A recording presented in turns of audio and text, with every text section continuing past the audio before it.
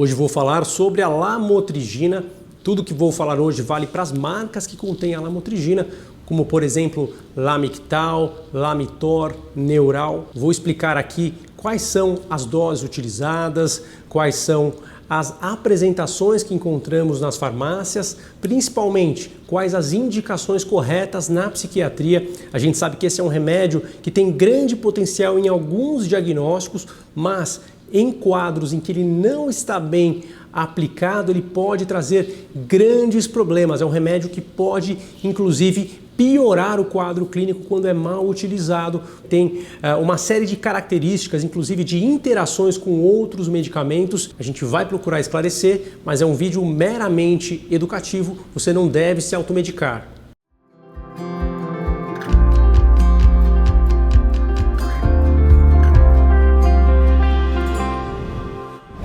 Sou Bruno Machado, sou médico pela USP, faço aqui no meu canal vídeos sobre saúde mental, sobre psiquiatria.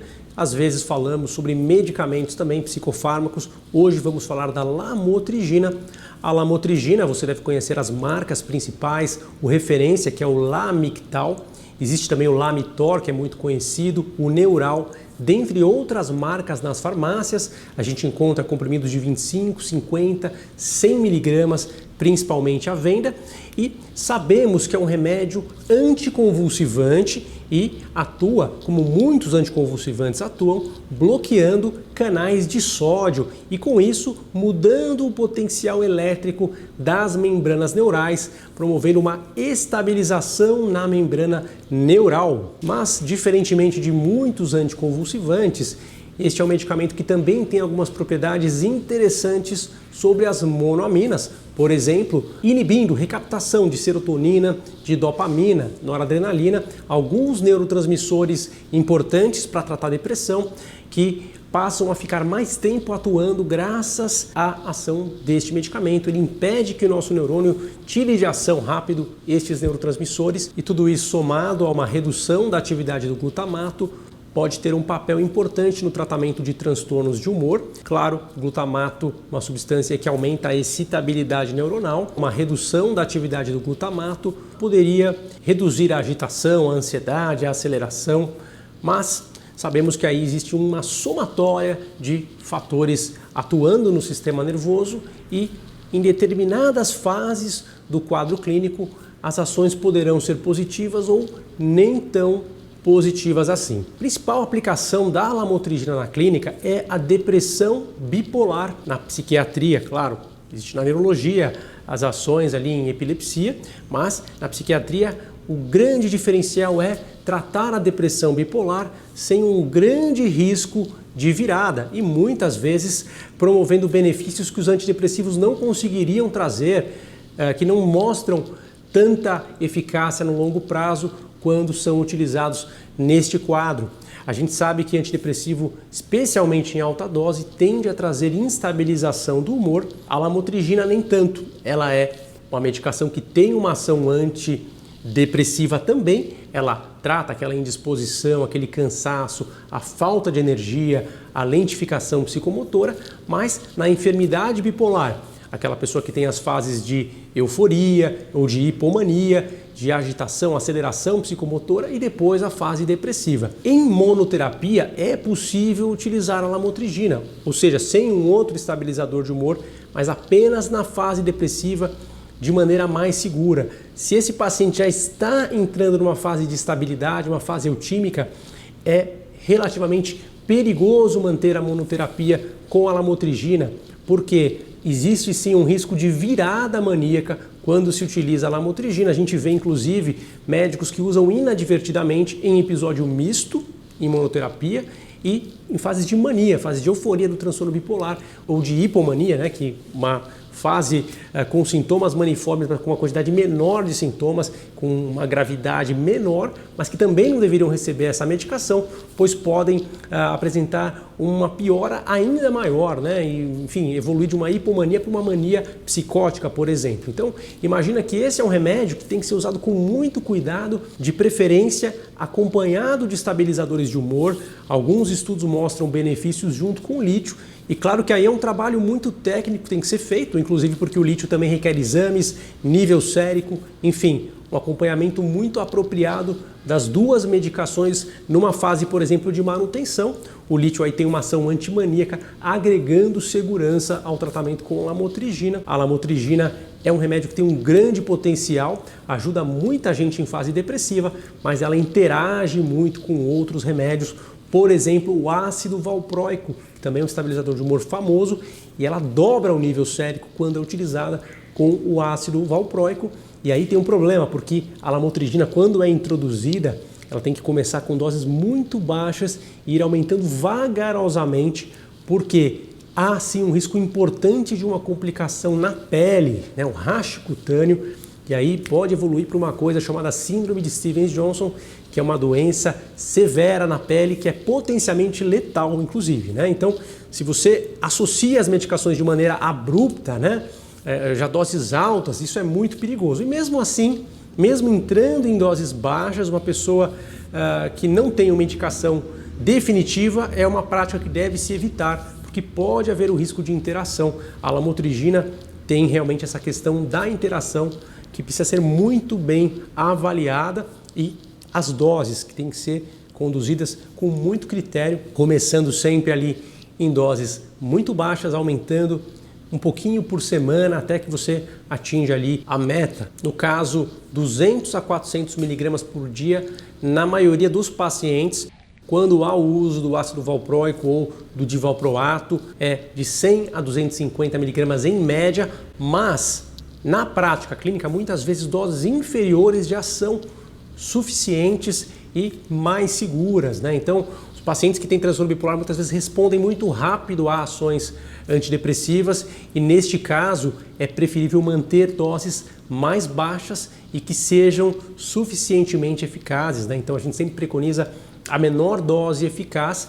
Essas são referências médias, sempre lembrando, a entrada é muito lenta, gradativa, deve ser supervisionada pelo médico, porque a entrada rápida aumenta o risco de complicações cutâneas severas, que podem, em casos raros, ser até mesmo letais, né? Quando isso é feito de maneira abrupta, arbitrária. Você tem que ter muito cuidado. A gente está falando aqui de remédios, e remédios devem ser utilizados com propriedade. A gente está falando aqui de um tratamento muito sério e que pode te ajudar muito, pode ajudar muita gente, mas pode também te trazer problema sério, pode infelizmente fazer mal para muita gente também que não faz as coisas direito. Então a gente sempre vai olhar para um remédio como algo que tem potenciais benefícios em circunstâncias específicas. Ele é bom para alguns casos, mas ele não é bom para todo mundo. Ele é bom para alguma circunstância específica, e aqui a gente falou claramente a indicação, a depressão no transtorno bipolar. Também existem estudos para quadros de transtorno borderline, quadros de transtorno dissociativo, desrealização, quadros de despersonalização. Há estudos interessantes, é possível aplicar esse remédio, mas sempre com muita precaução e quando for realmente muito necessário. Não é um remédio isento de riscos, como a gente falou aqui agora. Há também estudos para depressão unipolar, aí, por exemplo, quadros do espectro, também depressão mista com ansiedade, né? O episódio misto de depressão com ansiedade, podendo ter alguns benefícios segundo alguns estudos, mas aí é uma indicação off-label e também precisa ser muito bem ponderada. Principalmente uma depressão ansiosa refratária é uma possibilidade terapêutica, mas aquilo que é mais robusto é exatamente a depressão bipolar, entendendo que não é um tratamento de manutenção em fase eutímica, ele pode ser uma manutenção para evitar a fase depressiva, é um remédio que não vai, então, promover uma proteção em relação à fase eufórica. Logo, não é considerado um estabilizador de humor, certo? Muita gente fala, a lamotrigina não é estabilizador de humor. Não, não é um estabilizador de humor. Ele é um remédio anticonvulsivante que tem ação antidepressiva em uma dada condição da psiquiatria dos transtornos de humor, mas não pode ser considerado estabilizador de humor. Estabilizador de humor são remédios que também têm ação antimaníaca, idealmente também ação antidepressiva, mas ao menos ação antimaníaca é necessária para considerar um remédio um estabilizador de humor, e a lamotrigina não é um desses remédios. Então, um dos grandes erros que a gente vê é usar a lamotrigina como estabilizador e o paciente entrando em fase de aceleração, irritabilidade, correndo até risco de heteroagressividade, de se comportar de maneira agressiva, de ficar arrogante, de querer brigar, até mesmo de colocar a própria vida em risco por causa de um uso inapropriado de um remédio que não foi feito para essa condição. O que é muito interessante na lamotrigina, que ajuda muita gente em depressão, é exatamente uma ação sobre a cognição. Aquela pessoa depressiva que está com o pensamento vagaroso, lento, que não consegue ter iniciativa, que não consegue raciocinar com tanta nitidez. Essa pessoa, em geral, se beneficia bastante da lamotrigina. Esse tipo de sintoma tende a ter uma resposta mais positiva. Aqueles sintomas ligados a choro fácil, a tristeza profunda, podem também melhorar, mas o grande diferencial em termos de sintomas no transtorno bipolar, na depressão bipolar, seriam exatamente esses sintomas cognitivos que podem ter grande ganho com o uso da lamotrigina. Então aqui uma medicação que tem uma ação muito interessante na depressão bipolar. E a depressão bipolar, como a gente sabe, tem poucos instrumentos que comprovadamente podem trazer um benefício sustentável, e a lamotrigina é um destes, né? A gente destaca, por exemplo, o lítio como uma opção viável, que também é trabalhosa, que também requer cuidados. Tem aqui um vídeo no canal que fala sobre o lítio. A gente destaca a estimulação magnética transcraniana como um tratamento aprovado na depressão bipolar. Aqui no canal também falo desse tratamento. A gente pode ver também benefícios com quetiapina, benefícios com alguns antipsicóticos com ação na depressão bipolar, mas os antidepressivos, na grande maioria das vezes, eles não têm uma boa performance na depressão bipolar. Há associações de antidepressivos com antipsicóticos que mostram boa performance na depressão bipolar, mas não considerados aí isoladamente como uma intervenção válida, sempre em conjunto com antipsicótico. É o mais clássico, é o mais recomendado. Há também a possibilidade de associação com estabilizadores de humor, mas sempre requerendo aí muito cuidado. A monoterapia com antidepressivo ela não é recomendada na depressão bipolar. Além dessa história da pele, né, que tem que ser muito bem monitorada, se você suspeitar de que há alguma alteração na pele, vai correndo entrar em contato com o seu médico, ou se não tiver contato com o médico, vai ao pronto-socorro, porque de fato pode evoluir para um quadro bastante severo e a gente tem que diagnosticar certinho esse tipo de manifestação. Mas é algo raro, é algo infrequente. Normalmente o que a gente pode ver de maneira mais costumeira seriam efeitos colaterais, como alteração de equilíbrio, como tontura, quadros de diplopia, que é enxergar em dobro por uma alteração da motricidade dos olhos.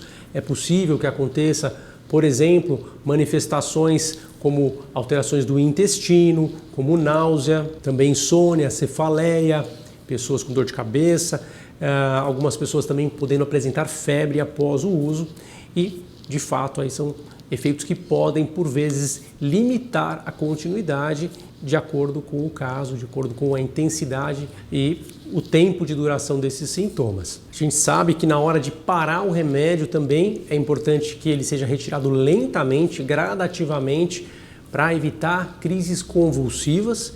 É uma medicação que é anticonvulsivante e na retirada abrupta ela pode aumentar o risco de convulsões. Então sempre, como qualquer anticonvulsivante, uma retirada gradativa é recomendada. Importante também monitorar o fígado. Ele pode raramente elevar as enzimas do fígado, então alguns exames são indicados. A gente recomenda também cuidado com o anticoncepcional, porque o anticoncepcional pode abaixar o nível da lamotrigina e isso prejudicar o tratamento. E também a gente verifica a questão da ideação suicida, porque a pessoa que tem ideação suicida no início desse tratamento pode decidir atuar em função dessa ideação à medida que começa a ter mais energia.